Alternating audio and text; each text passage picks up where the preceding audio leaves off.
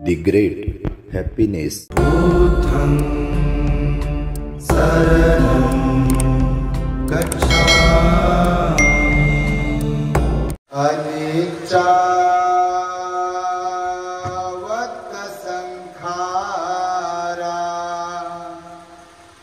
उपादवय धम्मिनो उपजित्वा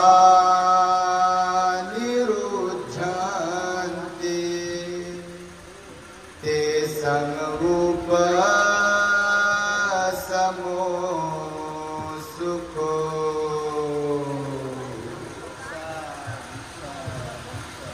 संपूर्ण विश्वाला ज्यांनी सुख शांती मानवता तथा दुःख मुक्तीचा आर्य संदेश दिला, असे ते दुःख मुक्तीचे मार्गदाता दुःख मुक्त महामानव महान कारुणिक तथागत भगवान सम्यक संबुद्ध तथागतांनी आपल्या शुद्ध प्रज्ञेतून निर्मिलेला सद्धम्म आणि त्यात सद्धम्माचा गेली 2500 वर्षांपासून सातत्याने अहोरात्र प्रचार आणि प्रसार करणारा पूजनीय भिक्खू संघ या महान आणि सर्वश्रेष्ठ अशा त्रिरत्नांना प्रथमतः त्रिवार अभिवादन करतो, ज्यांच्या महान आणि असीम त्याग प्रभावामुळे आपल्याला जो हा अनमोल असा बुद्ध धम्म लाभला आणि ज्यांच्यामुळे आपल्याला हे एवढे मोठे वैभव प्राप्त झाले, असे महान युग प्रवर्तक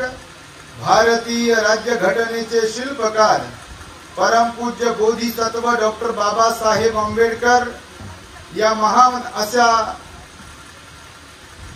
रत्नाच्या धम्मक्रांतीमध्ये संपूर्ण जीवनाला समर्पित करून आज या महान मंगलमय आर्य उपोषथ दिनी आपल्या परभणी शहरातील हर्षनगर येथील श्रद्धावान धम्म उपासिका शीलाताई संजय डोळसे यांच्या निमंत्रणावरून त्यांच्या परिवारातील कालकथित आयुष्मान संजय रतन डोळसे यांच्या प्रथम स्मृती दिनाचे औचित्य साधून आम्हा भिक्खू संघास या ठिकाणी निमंत्रित केलेले आहे, तेव्हा या निमित्ताने आयोजक असलेला संपूर्ण श्रद्धावंत डोळसे परिवार, त्यांचे नातेवाईक, आप्तेष्ट, पाहुणे मंडळी, संपूर्ण हर्षनगर आणि आपल्या परभणीतील विविध नगरातून धम्मदेसना श्रवण करण्यासाठी या ठिकाणी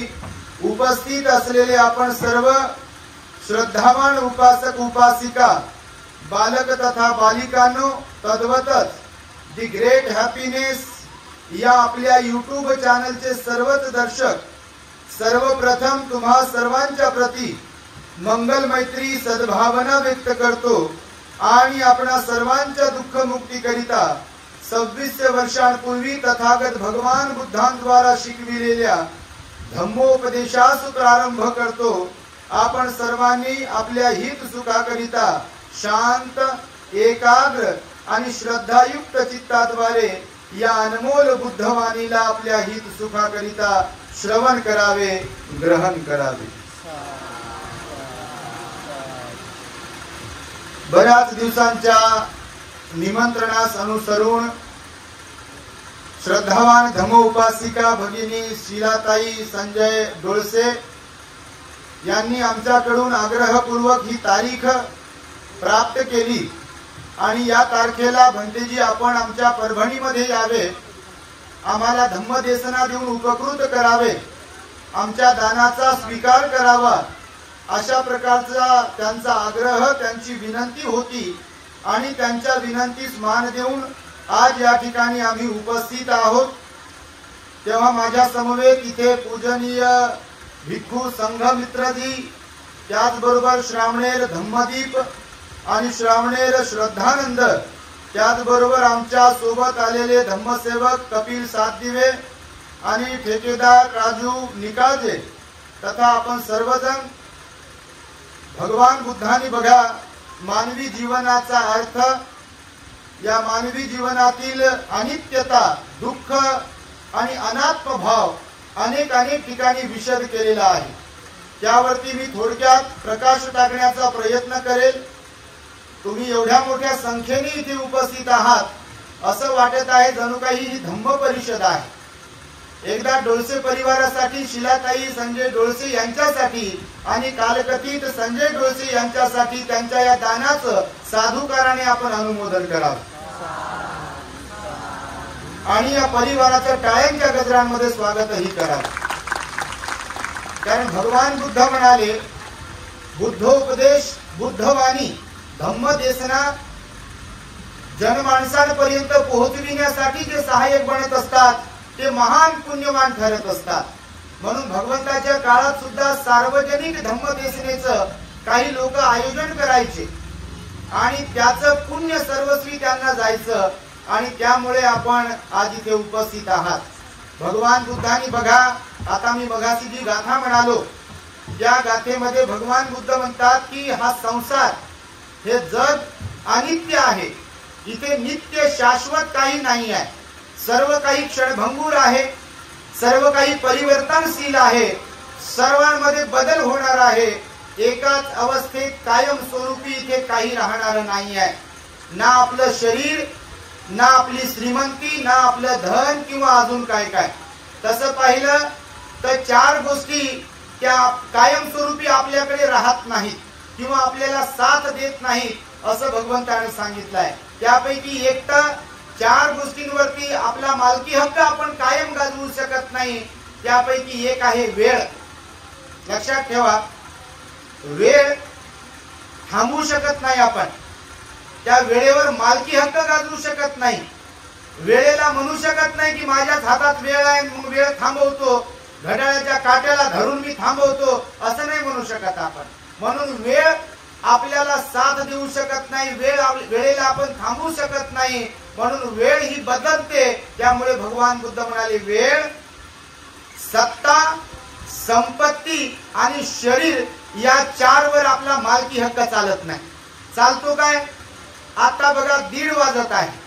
उदाहरणाने सांगतो तुम्ही काय काय असाल. काय काय म्हणजे बापा, जगात जर्मनी भारतात परभणी आहे. म्हणजे तुम्ही काय काय असाल, फार शिकले सवरलेले असाल, श्रीमंत असाल, बुद्धिवादी असाल, डिग्र्या घेतलेले असाल, फार ताकदवर असाल, अजून काय काय असाल. पण आता 1:30 वाजलाय आणि मी या विश्वाला थांबवतो, सूर्याला जागेवरच उभं करतो असं कोणी म्हणेल तर त्याला वेड्यात काढतील की नाही लोक. आणि कोणाच्यानं थांबेल काय? सूर्य थांबतो काय? चंद्र कोणी थांबवेल काय? थांबू शकत नाही. म्हणून वेळ कोणी थांबवू शकत नाही. वेळेवर कोणाचा मालकी हक्क नाही आहे आणि म्हणून वेळ ही बदलत राहते. आणि त्यामुळे भगवंताने सांगितलं की वेळेवर कोणाचा मालकी हक्क चालत नाही. एक दुसरी गोष्ट, ज्या संपत्तीला लोक आपली आपली म्हणतात, मी असो तुम्ही असो कोणी असो, ज्या संपत्तीला आपण मी आणि माझं म्हणतो की ही संपत्ती माझी आहे, संपत्ती माझी आहे, भगवंत म्हणाले एक दिवस येतो ज्या संपत्तीला आपण चिपकू राहिलेले असतो. आपल्याच खिशात राहिली पाहिजे, आपल्याच घरात राहिली पाहिजे, माझ्याच हातात राहिली पाहिजे, कारभार माझ्याकडेच असला पाहिजे. मी मरायला टेकलो तरी सुनबाईकडे कारभार गेला नाही पाहिजे, मुलाकडे कारभार गेला नाही पाहिजे, असं ज्यांना कुणाला वाटते. कितीही वाटलं तरी सुद्धा मला सांगा, बटन दबलं की कोणी म्हणते काय, गळ्यातली पोत तशीच ठेवा बरं का, लय जपून जपून ठेवली होती. मडक्यात किंवा अजून कुठं कुठं दागिने कुलूप लावू लावू चाबी सोबत बाळगली, एकदा ते दागिने काढा त्यांच्या सोबत जाऊ द्या असं कोणी म्हणते काय? म्हणता का? तुम्ही तरी म्हणता का? मुकेत बसतात लोक. इंजेक्शन दिलं की मुकत बसावं लागते. तर संपत्ती बघा, संपत्तीवर हक्क गाजवू शकत नाही परमनंटली, कायम स्वरूपी. कारण आज आपल्याकडे आहे, उद्या ती दुसऱ्याची होते. आज ज्याच्यावर मालकी हक्क गाजवतो आपण गेलो की त्याचा मालक दुसरा बनतो. खरं की खोटं? घर किती तुमच्या नावावर असू द्या, शेती किती तुमच्या नावावर असू द्या, तुम्ही कुणालाही म्हणा की हे माझं आहे, हे माझं आहे, हे माझं आहे, आपलं बटन दबलं की लोक म्हणतात किती मुलं आहेत? 3 का? करा मग वाटे, करा मग हिस्से, आणि मग त्यातला अर्धा अर्धा. आता मला सांगा, आपल्या आजोबाकडे 100 एकर जर जमीन होती आपल्या पंजोबाकडे किंवा त्यांच्या पंजोबाकडे, तर आज ज्यांच्याकडे तेव्हा 100 एकर होती त्यांच्या मुलांकडे आता 1 एकर नसते. कारण हिस्से होतात ना, वाटण्या होतात, बदल होतो. म्हणून भगवंताने सांगितला की आपला संपत्तीवर सुद्धा मालकी हक्क कायमस्वरूपी नसतो. आज आपल्याकडे ती संपत्ती आहे, उद्या दुसऱ्याची होऊ शकते. आज आपण श्रीमंत आहे, उद्या गरीब होऊ शकतो, आणि गरीब असलेले सुद्धा श्रीमंत होतात. आपल्याकडे ज्या नोटा येतात ना, तुमच्या खिशात नोटा असतील, पॉकेटमध्ये नोटा असतील किंवा कॉईन असतील ना, आता कंपनीत तयार झाल्या आपल्याकडे येते का? ते येते का? मळकटलेल्या नोटा, त्याला काय काय लावलेलं, काही काही नोटावर तर लय काय काय लिहिलेलं असते बापा. कालच एक नोट पाहिली बघा, कार्यक्रमामध्ये कोण दान दिलं काय माहित नाही हो, रेखाजी साहेब, त्या नोटेवर भलतच काहीतरी लिहिलं होतं बघा. मी म्हटलं बाबा माझ्याकडे कशाला आली असेल नोट, आता कोणाला देऊन त्याला कुठं शोधू मी? ते नाव लिहिलं होतं त्यांच्यावर काहीतरी त्या नोटेवरती बघा. अशी नोट होती, 100 रुपयाची नोट होती, त्याच्यावर लिहिलं होतं, ती जुनी नोट हिरवी 100 रुपयाची, आणि त्याच्यावर काहीतरी लिहिलं होतं. तर ती मळकटलेली नोटा मळकटलेली असतात बघा. याचा अर्थ असा आहे की आज आपल्याकडे जी नोट आहे, आज आपल्याकडे जी बंदी आहेत, कॉईन आहे, ती कितीतरी लोकांकडून फिरून घर दुकानदाराकडून त्या दुकानदाराकडून कोणाच्या खिशात, कोणाच्या कुठून तो बंदा ती नोटा आपल्यापर्यंत आलेल्या असतात. म्हणून कायमस्वरूपी आपण संपत्तीचे सुद्धा मालक नसतो, हे भगवंतानं सांगितलं आहे. आणि त्यामुळे हे लक्षात ठेवलं पाहिजे आपण. आणि तिसरी गोष्ट सांगितली भगवंताने, ज्याच्यावर मालकी हक्क चालत नाही, सत्ता. आता निवडणुका आहेत बघा, तुमच्याकडे असतील निवडणुका आहेत की नाही बाबा? प्रचार लय जोरात सुरू आहे, तुमच्याकडे पण सगळीकडे सुरू आहे. फक्त विकल्या जाऊ नका म्हणजे झालं. तुम्ही बाबासाहेबांच्या आहात, बेमान नाही झालं पाहिजे बाबासाहेबांना. मत विकणाऱ्यांपैकी आपण नसलो पाहिजे. कारण बाबासाहेब म्हणाले, मताची किंमत मीठ मिरची एवढी समजू नका.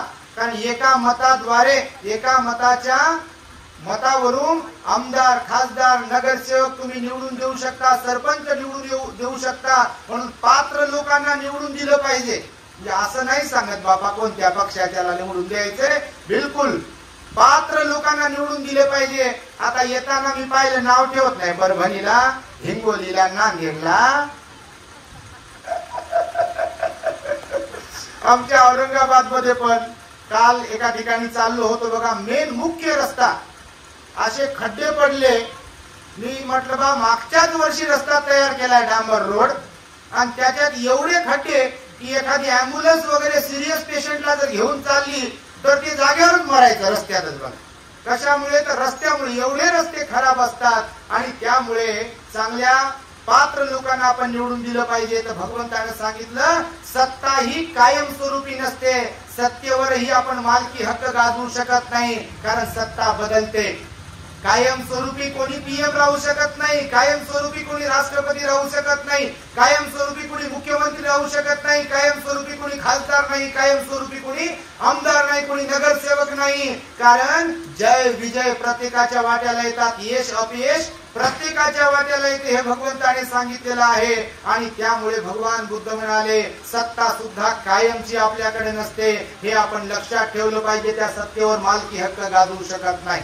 आणि त्यामुळे बघा, भगवंत म्हणाले, संपत्ती, वेळ, संपत्ती, सत्ता, आणि चौथी गोष्ट सांगितली शरीर. या शरीरावरही आपण मालकी हक्क गाजवू शकत नाही. आरशात किती वेळेस पाहू लागलो आपण, सकाळी, रात्री, दुपारी. आमच्याकडे बघा, आम्ही श्रामणेर शिबिर घेतलं. हे आमचे 2 श्रामणेर आहेत परमानंट. तुमच्या परभणीचे एक श्रामणेर आहे का, त्यांच्यासाठी साधू कर द्या. हे कायमस्वरूपी राहणार आहेत आमच्याकडे. अजून 4-5 जण आहेत परमनंट राहणार आहेत. ते 3 महिन्याचं एक श्रामणेर शिबिर आम्ही घेतलं होतं. सददेव साहेब आमचे, निकाजे साहेब आमच्या बरोबर आहेत, किरणला पण माहिती आहे. तर आमचे टॉयलेट बाथरूम बनवलेले आहेत बाहेर, त्याला आम्ही आरसा लावला बेसिनचा सोबत. आता हे आले 2-3 महिने झालेत. एक 10 दिवसाचं शिबिर होतं. आता हे भांग पाडू पाडू तर तोंडाला काय काय लावू लावू 3-3 वेळेस ते आरशात पाहू पाहू आले आमच्याकडे. आता आपलं ऑब्झर्वेशन बारीक असते. तर हे तिकडं जायचे बाथरूम कडे. मी म्हटलं बा 3-3दा कशाला जात असतील. हे मुंडन केलं की त्या आरशात पाहायचे आपले केस कुठे गेले, आपला अगोदरचा चेहरा कुठे गेला. आणि त्यामुळे भगवंताने सांगितलं बघा, शरीरावरही आपण मालकी हक्क गाजवू शकत नाही. आज आपले नाक, कान, डोळे, त्वचा, जीभ हे जरी व्यवस्थित वाटत असेल तारुण्यामुळे किंवा कुमार वय असल्या कारणाने, परंतु एकदा 40 ओलांडली की आपण किती जपण्याचा प्रयत्न केला आणि काही राखोंडी लावण्याचा जरी प्रयत्न केला, राख कोळसा काय काही लावा याला बापा. हे आमचे भंतेजी म्हणे, भंतेजी मी गोरं पडण्यासाठी लय काय काय लावलं. मी म्हटलं बा, निसर्गतः जसं सौंदर्य प्राप्त झालंय त्याला काही जरी लावलं तर काही फरक पडेल का. समजा गोरचे गोर कोणीतरी आहे आणि त्यानं सांगितलं मला काळं बनायचं, त्यानं जर डांबर लावलं तर काय काळं होईल का माणूस. ते डांबर काढून टाकले की जशी त्वचा होती तशीच राहते. आणि त्यामुळे भगवान बुद्धांनी सांगितलं की 40 ओलांडल्यानंतर वृद्धापकाळात प्रारंभ होत असतो आपला, आणि त्यानुसार मग सुरकुत्या पडायला सुरुवात होते.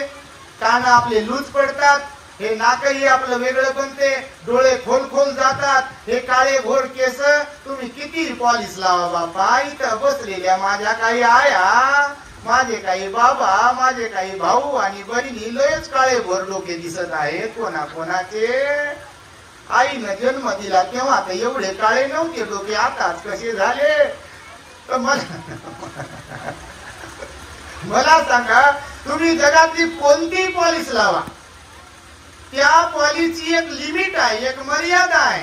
किती दिवस चालते आम्हाला काय माहित नाही, पण 8 दिवस, 15 दिवस, महिनाभर, 5-6 महिने चालत असेल आणि नंतर जैसे थे मग अर्धे पांढरे ना अर्धे काळे, वरचे काळे खालून पांढरे उगवतात बघा. तर ही सत्यता आहे भगवंताने सांगितलेली. भगवान बुद्ध म्हणाले की हे शरीर सुद्धा, या शरीरावर सुद्धा मालकी हक्क गाजवू शकत नाही आपण, बिलकुल नाही. बुद्ध असो, अरहंत असो, बोधिसत्व असो, संत असो, महापुरुष असो, धर्मगुरु असो, ग्रहस्थ असो, गरीब असो, श्रीमंत असो, या शरीरावर सुद्धा मालकी हक्क गाजवू शकत नाही. ठराविक वेळी आपले दात पडायचे असतील तर या जगात कोणतंच औषध नाही की दात पडायचे थांबतील म्हणून. आहे का औषध? आहे का? बिलकुल नाही आहे. केस पांढरे होण्यापासून थांबू शकत नाही, दात पडण्यापासून थांबू शकत नाही, नैसर्गिकरित्या बहिरेपणा येण्यापासून आपण त्याला थांबू शकत नाही. म्हातारपणामुळे कंबर वाकणे, गुडघे दुखणे याला परमनंट कायमस्वरूपी आपण थांबू शकत नाही. स्मृती भ्रंश म्हातारपणात होतो, त्यालाही आपण थांबवू शकत नाही. आणि म्हणून भगवंत म्हणाले, शरीरावर सुद्धा कायमस्वरूपी मालकी हक्क गाजवू शकत नाही. या शरीरामध्ये अनेक रोग असतात, कोणता रोग कधी येईल हेही सांगता येत नाही. म्हणून शरीर जरी वरवरकरणी वाटत असेल आपलंच आहे, पण त्याला मालकी हक्क गाजवून त्याच्यावर आपण म्हणू शकत नाही. ताप आली नाही पाहिजे बरं, तुला सांगतो मी, तुला लय सजवतो बापा, लय कपडे भारी भारी घालतो, दागिने घालतो आणि तुला काय काय देतो खायला, पण ताप नाही आली पाहिजे. मी फ्रीज मधलं दही जरी खाल्लं तरी मला सर्दी झाली नाही पाहिजे. आंबट चिंबट जरी खाल्लं तर तब्येत नाही बिघडली पाहिजे. समजा आपण असं म्हणालो तर ते ऐकते का आपलं? ऐकते का? ऐकू शकत नाही. आणि म्हणून भगवान म्हणाले, वरवर करणी जरी हे शरीर आपलं वाटत असेल तरी सुद्धा ते आपलं ऐकत नाही. बघा, डोळसे साहेबांच्या बद्दल मला ताईने सांगितलं, परिवाराने सांगितलं, सुरेश दुधडे त्यांनी मला फोन केला होता की असं असं झालं. म्हणजे चालता बोलता गेले ते. बघा, मागच्या वर्षी मला वाटतं ऑक्टोबर मध्येच कार्यक्रम झाला, 7 तारखेला कार्यक्रम इथे कुठे इथंच झाला होता. असाच कुठं तुडुंब गर्दी होती बापा, अशीच गर्दी होती, भरपूर गर्दी होती. मोठा कार्यक्रम झाला होता आणि त्या कार्यक्रमामध्ये ते होते तेव्हा. त्यानंतर मग त्यांचा मृत्यू झाला बघा, चालता बोलता. परंतु डोळसेताई अत्यंत श्रद्धावान आहेत, धार्मिक आहेत, सिलवान आहेत. त्या येताना ते कोण होतं माहित नाही, त्यांचे नातेवाईक होते की काय होते. ते म्हणे, भंतेजी यांचा पूर्ण परिवार, जावई, मुलं मुली काय जे असतील त्यांच्यामध्ये फार चांगलं परिवर्तन झालं.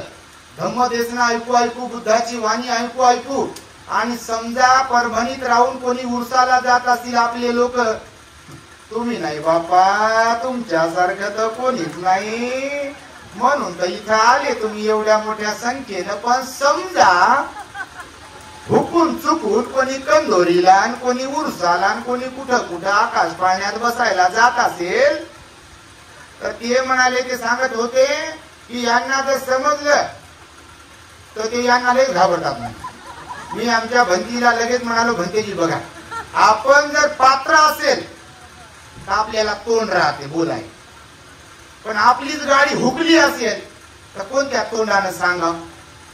मी नेहमी सासा सुनांना नेहमी सांगत असतो, त्या माझ्या आयाच आहेत, बहिणीच आहेत, आपण आपली आपली पात्रता तयार केली पाहिजे. सासू तेव्हाच सुनेला समजून सांगेल जेव्हा स्वतःमध्ये ती पात्र असेल. सूनही तेव्हाच आपल्या नणंदला, आपल्या भाऊजाईला समजून सांगेल की आईला व्यवस्थित सांभाळ, बाबांना व्यवस्थित सांभाळ, जेव्हा ती स्वतः इकडं तिच्या सासू-सासऱ्यांना सांभाळत असेल. परंतु आठवं आश्चर्य आपल्या देशातलं, मी नेहमी सांगतो की एक स्त्री दुसऱ्या स्त्रीचा द्वेष करते प्रचंड प्रमाणामध्ये. एक स्त्री दुसऱ्या स्त्रीला समजून घेत नाही, एक स्त्री दुसऱ्या स्त्रीला पाण्यात पाहते, एक स्त्री दुसऱ्या स्त्रीचा छळ करते. विशेष म्हणजे तिकडे तिच्या आई वडिलांना तिच्या भावजाईनं व्यवस्थित सांभाळावं, भावानं तिच्या आई वडिलांची सेवा करावी, ही एक अपेक्षा कोरडी. आणि जिकडं राहते तिकडं सासू सासऱ्यांचा अपमान करणं, त्यांना अन्न पाण्याविना ठेवणं, त्यांना परेशान करणं, इकडं आपल्या नंदीला त्रास देणं, आणि तिकडं सांगते आपल्या भाऊजाईला आई वडिलांची सेवा कर बरं, चांगलं राहा बरं. तर मला सांगा तुम्ही की जर इकडं आपण परिपक्व नसेल, पात्र नसेल, तर खरंच आपल्याला तोंड राहते का तिकडे सांगायला? म्हणून भगवान बुद्धांनी सांगितलेलं आहे की या शरीराचा घमंड करू नका, या शरीराबद्दल अहंकार बाळगू नका, कारण हे अनित्य आहे, परिवर्तनशील आहे. आणि त्यामुळे भगवान बुद्धांनी सांगितलेलं आहे की आपल्या जीवनामध्ये आपण परिवर्तन घडून आणलं पाहिजे. डोळसे साहेब जरी निघून गेले, बरेच लोक पाहिले मी आणि पाहतो समाजामध्ये, घरचं कोणी गेलं की घरीच रुंगून बसतात. त्या दुःखाचं गाठोडं बांधू बांधू, त्याची गाठ पक्की मारू मारू रडायचं पडायचं दुःख करायचं, रडायचं पडायचं दुःख करायचं आणि त्यातच राहायचं. पण त्यांच्यापैकी आमच्या भगिनी शिलाताई डोळसे नाही आहेत, त्यांनी बुद्धाची वाणी ऐकून स्वतःला सावरलं, स्वतःचं दुःख त्यांनी दूर करण्याचा प्रयत्न केला, त्यांनी पटाचारा ऐकली आणि त्यांनी स्वतःला समजवलं. मी म्हणतो प्रत्येक स्त्रीने स्वतःला समजवलं पाहिजे. दुःखामध्ये, संकटामध्ये आपण हिम्मतवान असलो पाहिजे, धैर्यवान असलो पाहिजे, कारण भगवंताचं वचन आहे, गेलेली व्यक्ती आपल्या रडण्यानं, आपल्या दुःख केल्यानं, आपल्या नाराजीनं परत येऊ शकत नाही. जोपर्यंत आपल्या सोबत आपली माणसं आहेत, म्हणून तोपर्यंत त्यांना प्रेम द्यायला शिका, त्यांची सेवा करायला शिका, त्यांच्याशी प्रेमाने बोलत राहा, त्यांना वेळ देत राहा. कारण एकदा आपली माणसं निघून गेली, सोडून गेली की मग त्या रडण्याला काय अर्थ, मग बुंदी नुकती करण्याला काय अर्थ, मग पंक्ती उठवण्याला काय अर्थ. भगवान म्हणाले जिवंतपणे, मृत्यूनंतर तर सन्मान कराच. हे तर पुण्य डोळसे साहेबांसाठी आहेच आहे, कारण त्यांच्या सुगतीसाठी सुद्धा पुण्य करायला सांगितलं भगवंतानं. मरणोपरांत आपल्या घरातील मृत व्यक्तीच्या स्मरणार्थ आपण पुण्य कर्म केलं पाहिजे म्हणाले भगवान बुद्ध. आणि त्यानुसार बघा डोळसे ताईने त्या आमच्याकडे आल्या, नेहमी येतात, भरपूर त्यांच्या बरोबर महिला पण येतात. आणि आताच त्यांनी बघा आम्ही जे कार्य हाताशी घेतलाय, आपल्या दी ग्रेट हॅपीनेस या युट्यूब चॅनलच्या माध्यमातून म्हाताऱ्या भिक्खूंसाठी, आजारी भिक्खूंसाठी भिक्खू निवासाचे काम, त्याचबरोबर चॅरिटी हॉस्पिटलचं काम आहे, मेडिटेशन सेंटरचं काम आहे, ते आम्ही आता नव्याने हाती घेतलाय. आणि जेव्हा आमचा संकल्प, आमचा उद्देश शिलाताई डोळसे यांनी ऐकला, तेव्हा त्यांनी विचार केला मनोमन की माझे मालक तर गेले, पण त्यांच्या स्मृतीप्रित्यर्थ त्यांच्या नावाने एक पुण्यकर्म म्हणून बुद्ध शासनाच्या वृद्धीसाठी भिक्षू संघाच्या सेवेसाठी आणि बाबासाहेबांना अभिप्रेत असलेला आदर्श बौद्ध समाज निर्माण करण्यासाठी मी काही सहाय्य करू शकतो का, मी काही मदत करू शकतो का, पुण्य संपादित करू शकतो का, हा विचार त्यांनी मनामध्ये बाळगला आणि त्यांनी संकल्प केला दान देण्याचा. आणि काल कथित संजय रतन डोळसे यांच्या स्मृती प्रीत्यर्थ आम्हाला त्यांनी एक भिक्खू निवास दान देण्याचा सम्यक संकल्प केलेला आहे. एकदा आपण सर्वांनी साधुकार द्यावा, कारण हे पुण्य आहे. भगवान बुद्ध म्हणाले भिक्खू निवास दान देणं किंवा धम्म प्रचारार्थ दान देणं, धम्म देसनेचं आयोजन करणं ही फार मोठी गोष्ट आहे. म्हणून ह्या 4 गोष्टी आपण लक्षात ठेवाव्यात. कोणत्या? एक तर वेळ, त्या वेळेवर आपली मालकी नाहीये. दुसरी गोष्ट सत्ता, सत्ता कायमस्वरूपी आपल्याकडे राहत नाही, त्याच्यावर आपला मालकी हक्क नाहीये. तिसरी गोष्ट कोणती सांगितली? संपत्ती, संपत्तीवर कायमस्वरूपी आपला मालकी हक्क नाही. आणि चौथी गोष्ट सांगितली आपलं हे शरीर कधी आपल्याला आपली साथ सोडेल हे सांगता येत नाही. बघा, आईच्या गर्भात असताना बाळ मरतात, तुम्ही अनुभवता, तुम्ही ग्रहस्थ आहात. नुकतंच जन्मलेलं बाळही जाते. अगदी कुमार वयामध्ये, अगदी तारुण्यामध्ये, मध्य वयामध्ये, म्हातारपणामध्ये जर्जर झाल्यावरही लोकांना मरावं लागतं. आपणही त्यांच्यापैकी एक बनतो आणि बनणार आहोत. असं काही नाही की गेलेलेच लोक गेले, आपल्यापैकी कायमस्वरूपी इथे कोणी राहणार नाहीये. फक्त काळ, वेळ, परिस्थिती वेगवेगळी असते, परंतु मृत्यू प्रत्येकाच्या वाट्याला आहे. मृत्यू कुणाला, कुठे, कधी आणि कसा येईल हे सांगता येत नाही म्हणाले भगवान बुद्ध. परंतु मृत्यू हा अटळ आहे. जीवन अनिश्चित आहे, परंतु मृत्यू अटळ आहे, निश्चित आहे. हे भगवंताचं वचन आहे आणि त्या भगवंताच्या वचनाला आपण जागलो पाहिजे. रक्षपाल भंतीजीला उपदेश करताना भगवंताने सांगितलं, जग हे परिवर्तनशील आहे, जग हे अनित्य आहे, या जगामध्ये बदल होत असतो. मालकी हक्क कशावरही आपण गाजवू नये. या दुःखातून आपल्याला मुक्त होता आलं पाहिजे. त्यासाठी दान, पुण्य, शील पालन आणि ध्यान करत राहिलो पाहिजे, कारण जीवन आपल्या हातात नाही आहे. म्हणून अहंकार बाळगता कामा नये. सत्ता, संपत्तीचा आणि या शरीराचा पण अहंकार बाळगता कामा नये, कारण जर अहंकार बाळगला तर त्या अहंकारामध्ये आपण धुंदीमध्ये जीवन जगतो, स्वतःलाच विसरतो आणि एक दिवस आपण मरणाला कारणीभूत ठरत असतो. तुम्ही पटाचाराची कथा ऐकली असेल. पटाचारीच्या जीवनामध्ये सुद्धा एकाच दिवशी तिचा पती सर्पदंशाने मरतो. एकाच दिवशी तिचं 1-1.5 वर्षाचं, 2 वर्षाचं झालेलं बाळ पुराच्या पाण्यात वाहून जाते. आत्ता जन्मलेलं बाळ, ससा, तो काय म्हणतात त्याला, बैल ससा, तो पक्षी असतो, तो पक्षी घेऊन जातो. आणि ती वेळी पिसी झालेली पटाचारा आपल्या माहेरी जेव्हा जायला निघते, पावसाचेच दिवस असतात आणि आपल्या माहेराच्या जवळ गेल्यावर तिथे 2-3 सरण जळत असतात. लोक म्हणतात तिला, पटाचारा तुझी वाट पाहिली आम्ही, पावसाचे दिवस आहेत म्हणून तू येणार की नाही याबद्दल आम्हाला शाश्वती नव्हती आणि म्हणून आताच आम्ही अग्नी डाग दिला. रात्री पावसामुळे घर अंगावर कोसळून तुझे आई, वडील, भाऊ मरण पावले. तर मला सांगा, एवढं दुःख कोणाच्या वाट्याला असेल काय? ती पटाचारा, उद्ध्वस्त झालेली, पागल झालेली, विवस्त्र पटाचारा भगवंताच्या संपर्कात येते आणि स्वतःच्या जीवनाचं सोनं करते. बघा, बौद्ध साहित्यात थेरी गाथेमध्ये पटाचारीचं वर्णन आलेलं आहे.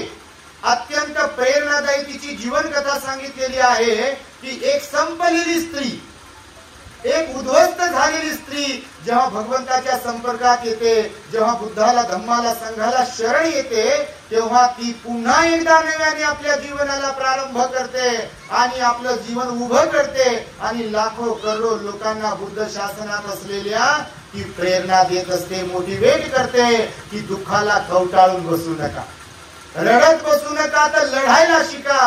असा उपदेश की पटाचारा जगाला करत होती आणि त्यामुळे खरोखर आपण या जीवनाचा अर्थ समजून घेतला पाहिजे आणि या जीवनामध्ये आपल्यातले अवगुण जे काही आहेत ते सोडून गेले पाहिजे.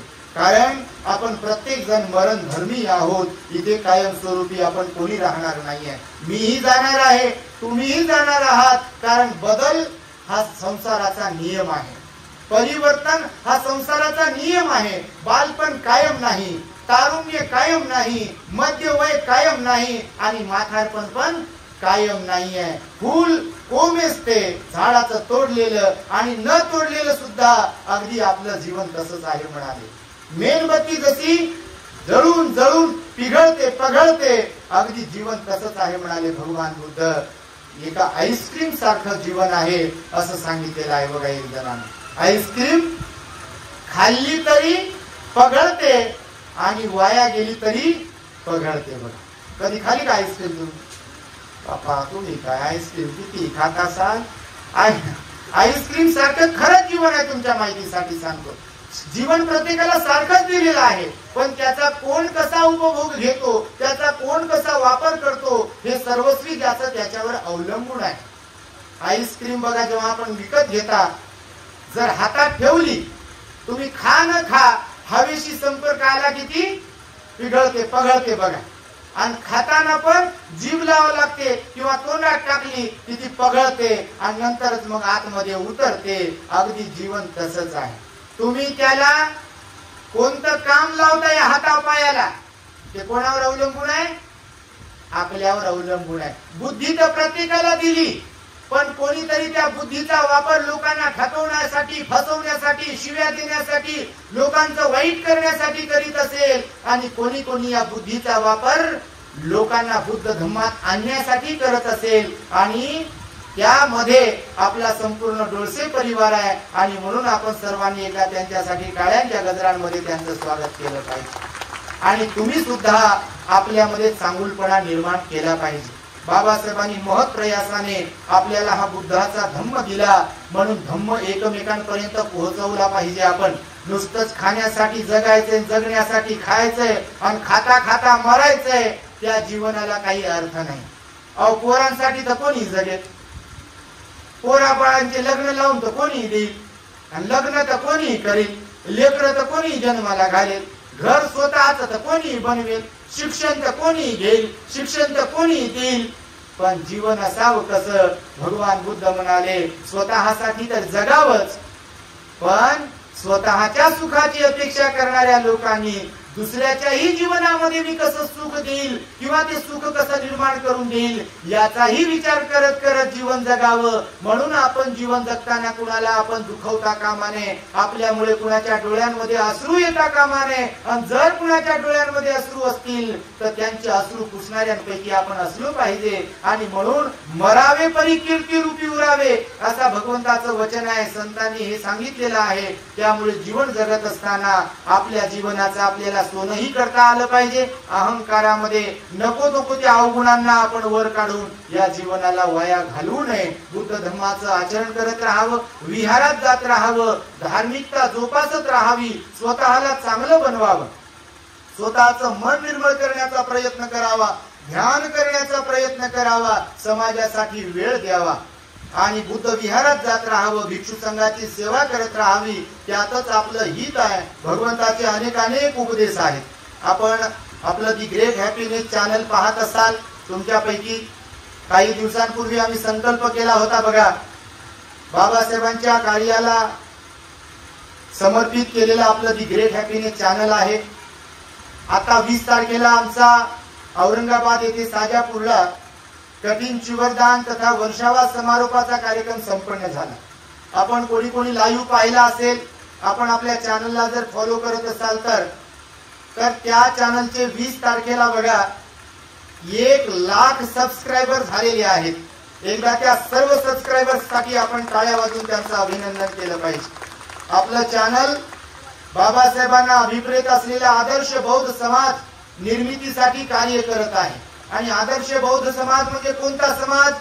जो धार्मिक आहे, ज्यांची बुद्ध धम्म संघावर श्रद्धा आहे आणि जे विहारात जाणारे आहेत, जे दान पुण्य करणारे आहेत, शील पालन करणारे आहेत, ध्यान करणारे आहेत, पंचशील पालन करणारे आहेत, 8 दिवसातून एकदा अष्टशील पालन करणारे आहेत, इथे साखर आणि इथे बर्फ ठेवणारे जे आहेत ते आदर्श बौद्ध. नाही तर बाबा धक्क्याला बुकी तुमच्याकडे तर लय भांडणं होतात मन बाबा, मी म्हणत नाही, सहनच करत नाहीत मन. एकमेकाकडे डोळे वाचूनच पाहतात मन, एकमेकाला नाव लयच ठेवतात मन, बिलकुल एकमेकाला पाण्यातच पाहतात मन. हे मन बाबा आपलं काही म्हणणं नाही तसं, पण लोक म्हणतात शिव्या तर पेटीतल्याच असतात मन. आम्हाला काय माहित नाही, बघाटी साहेब पण इथे आहेत, त्यांनी पण आम्हाला बोलवलं होतं. तर भगवान बुद्धांनी सांगितलं आपली वाणी चांगली असली पाहिजे, माणसं जोडणारी आपली वाणी असायला पाहिजे. बघा अंगुलीमालाला जाऊन काय शिव्या दिल्या नाही भगवंतानं, असा कसा काय तू केलं, आईला मारण्याचा पुढे विचार करतात का असे म्हणाले का भगवान त्याला? म्हणाले का 999 खून केलेच कसे तुला दाखवू का, आता तुझी जे तलवार तुझं मुंडक छाटतो असे म्हणाले का? भगवान बुद्धानं प्रेमानं त्याला जिंकलं. भगवान बुद्ध अंगुलीमालाला म्हणाले की तोडणं फार सोपं आहे, जोडणं फार अवघड आहे. तोडणं फार सोपं आहे, काहीही असो, मग ते नाता असो की झाडाचा पाला असो, फळ असो की अजून काय काय उंदराचं तोडणं असो, तोडणं फार सोपं आहे, जोडणं फार अवघड आहे. माणसं जोडता आले पाहिजे. मी तर म्हणतो तेच माणसं खरे ज्यांना कमीत कमी घरचे माणसं जोडता येतील. बाहेर लय अशी मिरवतील शेखी आपली बाई माणसं, मी असान मी आशीन, मलाच पान फुलं वाहा, फुलच वाहा म्हणते मला बापा, नावच घ्या म्हणते माझं, आणि माईकच द्या म्हणते मला, आणि मला जे जमते ते कोणालाच जमत नाही म्हणते. ते खरंच असते कारण यांना माणसं तोडतात येतात. तुम्हाला नाही बापा म्हणत, ते सगळीकडे जाते ते तोडणारे त्यांच्यासाठी भगवान बुद्धांनी सांगितलं की तोडायला नाही तर जोडायला शिका. घरची माणसं असो की बाहेरची माणसं असो, जोडता आली पाहिजे. मी नेहमी सांगतो त्यासाठी इकडे साखर आणि इकडे बर्फ ठेवायला शिका, तर आपण जिंकू शकतो लोकांना. मग ते आपल्या घरचे असो की बाहेरचे असतो, त्यासाठी आपण श्रद्धावान असलो पाहिजे, शीलवान असलो पाहिजे, गुणवान असलो पाहिजे, आणि त्यातच आपलं हित आहे. आणि त्यामुळे बघा भगवान बुद्धांनी सांगितलेले अनेक अनेक उपदेश आपल्या चॅनलवरती आहेत. आपण सर्वांनी आपल्या चॅनलला फॉलो केलं पाहिजे. तुमच्याकडे आता मोबाईल कोणाकोणाकडे आहेत? त्या मोबाईल मध्ये युट्यूब मध्ये जा, सर्च करा दी ग्रेट हॅपीनेस. विविध विषयांवरती प्रवचन आहेत. मी असंच सांगत नाही आहे. आता काही सांगत होत्या भंतेजी आमच्या घरात सगळ्यांची रिंगटोन भवतु सब मंगलम आशीर्वाद गाथा आहे. ते इवलंच पोरग होतं, आता ते काय त्याचं नाव निरपेक्ष नाव ठेवलं पहा. ते आला माझ्याकडे आणि वंदनही केलं आणि त्याला सांगितलं बघ बापू ते भवतु सब मंगलम, ते मनोकुपंगमा धम्मा पण ते बोल बोगडे त्याचे म्हणत होता आणि भवतु सब मंगलम म्हणत होतं पहा. तर हे संस्कार देऊ शकलो पाहिजे आपण, नाही तर नुसते सॉक्स, नुसतेच बूट, नुसतेच खायला, नुसतेच खेळणे, रिमोट कंट्रोल मोबाईल देऊ देऊ नुसतं परेशान करायचं. त्या पोराला संस्कारापासून वंचित ठेवायचं आणि नंतर त्याच्या नावानं आपणच रडत बसायचं. भगवान म्हणाले खायला पियाला लेकरांना तर द्याच द्या, लेकरांचे लाड तर कराच करा, पण लेकर घडवा. पण लेकरांना घडवताही आलं पाहिजे, त्यासाठी लेकरांना चांगले संस्कारही दिले पाहिजे. आणि त्यामुळे आज बघा फार चांगलं वातावरण तयार होत आहे सगळीकडे, सर्वत्र आम्ही पाहिलं. कार्यक्रमात बघा 20 तारखेला तुम्ही कोणी कोणी लाईव्ह पाहिलं माहित नाही. अहो तुम्हाला काय सांगू, अख्खा महाराष्ट्र औरंगाबादला होता 20 तारखेला. तुमच्या माहितीसाठी आज एक जिल्हा सुटला नाही की कोणत्या जिल्ह्यातून लोक उपासक नव्हते आले. बघा अत्यंत श्रद्धा पूर्वक लोक आले. मी स्टेजवरती बसून होतो कार्यक्रम झाल्यावर, कारण लोक भेटीला आले होते, दर्शनाला, भेट द्यायला, वंदन करायला, चर्चा करायला आणि कृतज्ञता व्यक्त करायला. लोक कृतज्ञता व्यक्त करायला आले होते. भरपूर ठिकाणाहून लोक आले होते. एक आई आली होती पोराला घेऊन, मोठ्याच्या मोठ्या, यांच्यासारखा पोरगा असेल मोठा, भंतेजी म्हणे तुमच्या प्रवचनामुळे माझ्या पोराची दारू सुटली आणि तुम्हाला तुमचे आभार मानण्यासाठी आलो म्हणे. बघा हे परिवर्तन होते. तुमच्या माहितीसाठी सांगतो, 1.5 तास लोक रांगेत उभं राहून भेटण्यासाठी. मीच म्हणजे मलाच वाटत होतं बाबा मी कोण आहे असा, कारण भगवंतानं तर सांगितलं आपण कोणीच नाही, असं विशेष काय त्याच्यामध्ये नसते. परंतु भगवान बुद्ध म्हणाले तुमच्यात गुणवत्ता जर असेल, तुमच्यात चांगुलपणा जर असेल तर दूर दूरचे लोक तुम्ही जोडू शकता.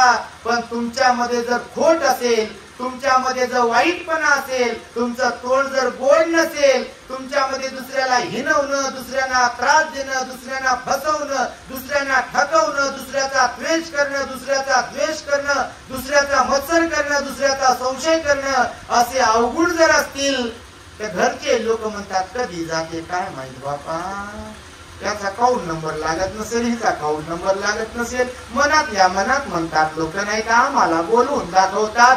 तुम्हाला म्हणत नसतील लोक तसे, पण खरंच काही ठिकाणी लोक उपगुण गेलेली असतात आपल्याच माणसाने. आणि भगवान म्हणाले एवढं उपगुण लोक जातील आपल्याला. उपगुण समजते ना बापा, तुम्हाला काही नाही समजणार. तुम्ही परभणीकर, तुम्ही लय हुशार, म्हणून तर मन पडली असेल ती जगात जर्मनी भारतात. परभणी जर्मनी लय फेमस आहे आणि आपली परभणी लय फेमस आहे तुमच्यासाठी बाबा, तुमच्यातल्या चांगुलपणासाठी. आणि त्यामुळे इथे आम्हाला डोळसे ताईने बोलवलं. ऍक्च्युली धावपळ सुरूच होती आमच्या मागे, पण ताईंचा फार आग्रह होता की कार्यक्रमाला या. आम्ही असं ठरवलं होतं की वर्षावा समारोपाचा कार्यक्रम झाला की आता काही कार्यक्रम वगैरे घ्यायचे नाही, मोबाईल बंद करायचा काही दिवसांसाठी. कारण मोबाईल गरम होऊ काय फुटते की काय असं वाटते.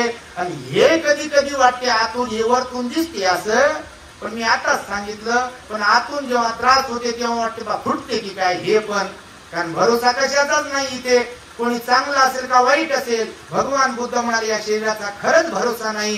कारण ज्यांच्या मेंदूला जास्त काम असते ते लोक जास्त जगत नाही. तुम्हाला सांग, याचा अर्थ असाही नाही की आपण निकामी बनावं, आपण दीर्घोद्योगी असायला पाहिजे. भगवान बुद्ध म्हणाले लोकांना प्रेरणा देणाऱ्यांपैकी आपण असलो पाहिजे. म्हणून भगवान बुद्ध सुद्धा किती जगले वर्ष?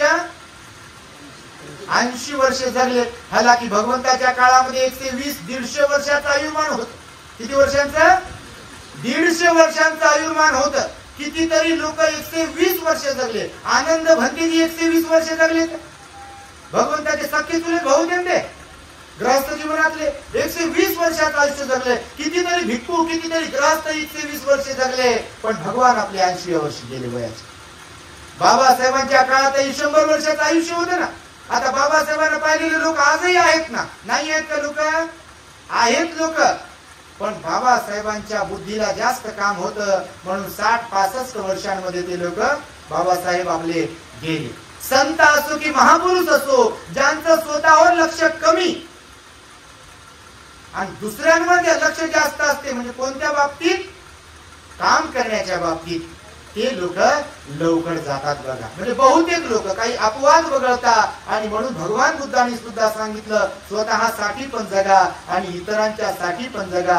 दुसऱ्यांचं दुःख आपल्याला दूर करता आलं पाहिजे, दुसऱ्यांच्या हित सुखासाठी आपल्याला झटता आलं पाहिजे, त्यांच्यासाठी खपता आलं पाहिजे. आणि म्हणून एवढी मोठी जय्यत तयारी बघा, जणू काही एखादी धम्म परिषद आहे की काय. एवढी तुडुंब गर्दी डोळसे परिवाराने, डोळसे ताईने इथे जमा केली. आणि तुम्ही सुद्धा वेगवेगळ्या ठिकाणावरून आलात. मला वाटतं आंबेजोगाईवरून सुद्धा एका आमच्या भगिनीनं हरियाणावरून फोन केला सकाळी. हरियाणा स्टेट राज्य, त्यांची लेख तिकडे आहे. आई त्या आलेल्या असतील आंबेजोगाईच्या आणि त्यांचे बंधू. त्यामुळे भंतेजी तुम्ही परभणीला येत आहे, आम्ही आमच्या आईला आणि भावाला पाठवत आहे कार्यक्रमासाठी. तर एवढ्या लांबूनही काही लोक आलेले आहेत. तेव्हा निश्चितपणे ही श्रद्धा अशी कायमस्वरूपी आपल्याकडे राहिली पाहिजे आणि आपल्या जीवनाचं आपण सोनं करून घेतलं पाहिजे. यासाठी म्हणून तुम्हाला सर्वांना हा छोटासा उपदेश मी देत आहे. निश्चितपणे आपण या बुद्धाच्या वाणीच्या द्वारे प्रेरित व्हाल, प्रेरणा घ्याल आणि आपल्या जीवनाला एक चांगलं वळण लावाल, जीवनामध्ये परिवर्तन करून घ्याल. कारण आपण मरणधर्मी असल्या कारणाने जन्म गावावरून निघालो तर आपण मरण गावला. मरण्याच्या अगोदर स्वतःला चांगलं बनवता आलं पाहिजे.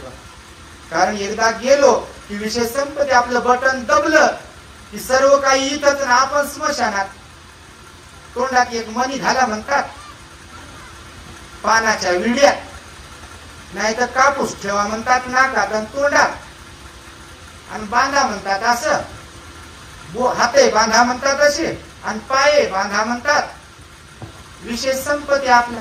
काय राहते का? कोणी म्हणते का लय चांगले होते बाबा 7-8 दिवस ठेवा? म्हणते का कोणी? म्हणता का तुम्ही?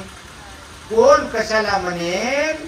काही नसते, सगळं काही खोटं आहे म्हणाले भगवान बुद्ध. तसं काही सर्व काही बरोबर करणे म्हणजे याचा अर्थ कोणाला दुष्ण देतो, नाव ठेवतो असं नाही आहे. पण हकीकत जीवनाची अशीच आहे.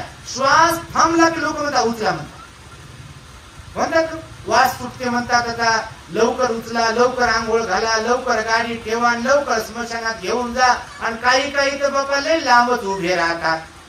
तुम्ही नसाल राहत, पण काही काही लोक आम्ही पाहतो ना, अंतिम संस्काराला जातो तर एखाद्या एरियातले लोक पाहिले की काही काही लोक असे लांब उभे राहतात. जणू काय ते उठून भूत बनून लागते की काय त्यांना, ते काय रिकाम आहे का लागायला भूत बनून. पण काही काही लोकांना आता ते ज्यांनी त्रास दिलेला असते ते घाबरतात. ते घरचे असो का बाहेरचे असो, ज्यांनी त्रास दिलाय, मग सासूला जर त्रास दिला असेल सुनेनं तर विचारूच नका. मग कोणी कोणाला त्रास दिला असेल जिवंतपणामध्ये तर त्यांना वाटते बाबा आता काही खरं नाही, भूत बनून मला लागते की काय. आणि मग ते मनोमनच असा विचार करते, मला लागते की काय, भूत लागते. हकीकत मध्ये भूतही नाही काहीच नाही. पण जशी आपली मानसिकता असते, जसा आपण विचार करतो तसं बरोबर आपल्या बरोबर घडते. आणि मग दचकते, झोपेतून दचकून उठते, मग दचकू उठते. मग ते स्वप्न पडत आहे, कारण ते बर्डन असते ना मनावरती. आणि त्यामुळे भगवंताने सांगितलं की जिवंतपणामध्ये सर्वांशी प्रेमाने राहा, प्रेमाने वागा, माणसं जोडा, एकमेकांशी प्रेमाने वागून एकमेकांना जोडण्याचा प्रयत्न करा. आणि त्यामुळे डोळसे परिवाराने आम्हाला इथे बोलावलं, हा सन्मान केला. आणि म्हणून आपण एवढ्या मोठ्या संख्येने या ठिकाणी आलात. मी अधिक बोलणार नाहीये, माझ्या शब्दांना इथे मी पूर्ण विराम देतो आहे. भवतो सब्ब मंगलम रक्षन्तु सब्ब देवता सब्ब बुद्धानुभावेन सदा सुखी भवन्तु ते. भवतु सब्ब मंगलम रक्षन्तु सब्ब देवता सब्ब धम्मानुभावेन सदा सुखी भवन्तु ते. भवतु सब्ब मंगलम रक्षन्तु सब्ब देवता सब्ब संघानुभावेन सदा सुखी भवन्तु ते.